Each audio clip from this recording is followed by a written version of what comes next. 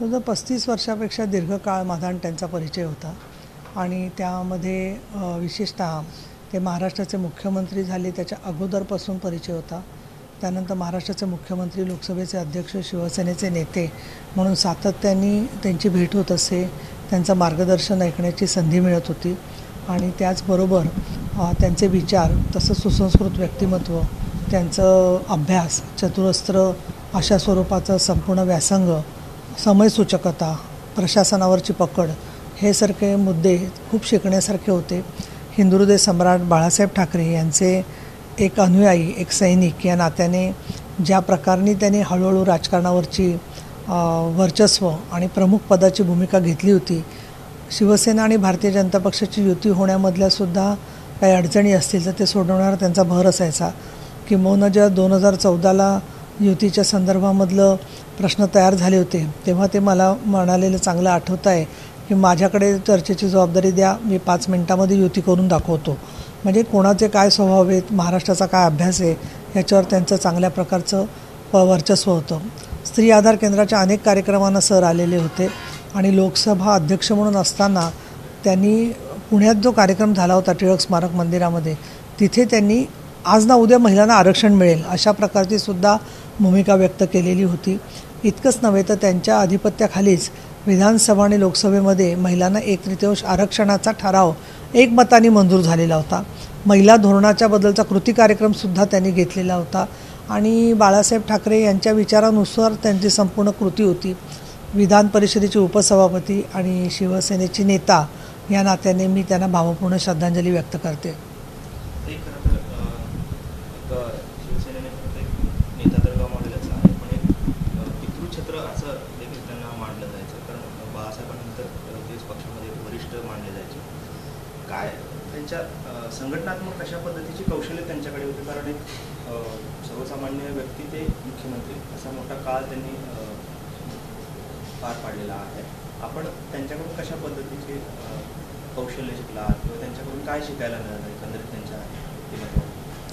श्रद्धा आणि सबुरी हे त्यांची 2 ब्रीदवाक्य होती आणि प्रत्येक वेळेला सबुरी ठेवणं हे त्यांनी आयुष्यभर केलं. पण त्याच वेळेला कामामध्ये ते कुठेही कमी पडले नाहीत.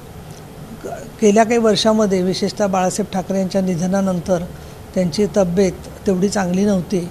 थोडंसं अनेक आजारांनी ते त्रस्त होते, परंतु तरीही त्यांचं बारीक चाणाक्ष लक्ष शिवसेनेच्या कार्यक्रमांवरती होतं. मधल्या काळात ज्या गोष्टी घडल्या त्याच्यावरती मला आजच्या घडीला तर भाष्य करणं योग्य वाटत नाही, परंतु एक आपण ज्याला म्हणतो की पुढच्या माणसाचं, संपूर्ण नेत्यांचं आयुष्याची ज्या प्रकारे कालचक्र जाताना दिसतं त्याच्यामधून सुद्धा आमच्यासारख्या सैनिकांना बरंचसं शिकायला मिळालं आणि त्यामुळे त्यांनी कधी पक्षाचा आदेश मोडला नाही, परंतु त्यांना राजकीय मतभेदांपोटी कारण नसताना उपेक्षा आणि अवमान देखील सहन करायला लागला. मोठ्या साहेबांचा त्यांच्यावर विश्वास असल्यामुळे त्यांच्याबरोबर सोबत एक विरोधाचं सुद्धा काही एक वातावरण होतं आणि त्यांची जागा घेण्यासाठी सुद्धा बऱ्याच लोकांचे सातत्याने प्रयत्न चालू होते आणि राजकारणात या सगळ्या गोष्टी घडत असतात. परंतु मराठीचा अभिमान, हिंदुत्वाचा विचार, त्याचबरोबर विकासाचा ध्यास, कृष्णा खोरे विकास महामंडळासारखं अत्यंत ऐतिहासिक कार्य, आज आपण सोलापूरमध्ये आहोत, पश्चिम महाराष्ट्रासाठी ज्या शिवसेनेला पश्चिम महाराष्ट्राने फारसा कौल दिला नव्हता त्यांच्यासाठी सुद्धा उदार अंतःकरण शिवसेना प्रमुखांचं जे होतं ते प्रत्यक्षात अंमलबजावणीचं शिवधनुष्य सरांनी उचललं होतं आणि मला तर त्यांचं महिला आर्थिक विकास महामंडळाचे अध्यक्ष म्हणून त्यांचं सहकार्य मिळालं. त्याचबरोबर नंतरच्या काळामध्ये प्रत्येक माझ्या विधान परिषद आमदारकीच्या वेळेला सरांचा मला आशीर्वाद आणि सहकार्य आणि मार्गदर्शन सातत्याने मिळत होतं आणि त्यांच्या सगळ्या वाटचालीमधून आपण कशा पद्धतीने सौम्य शब्द वापरून सुद्धा मतभेद व्यक्त करू शकतो हे मी पाहायला शिकले. म्हणून सातत्याने शिवराळ भाषा, आक्रमकतेच्या नावाखाली दुसऱ्यांच्या वरती चिखलफेक असा स्वभाव त्यांचा अजिबात नव्हता आणि आजही आम्हाला ते आदर्श वाटतात.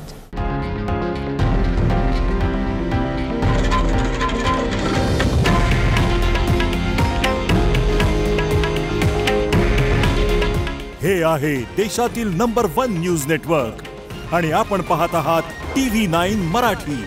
काळजी तुमची, हित महाराष्ट्राचं.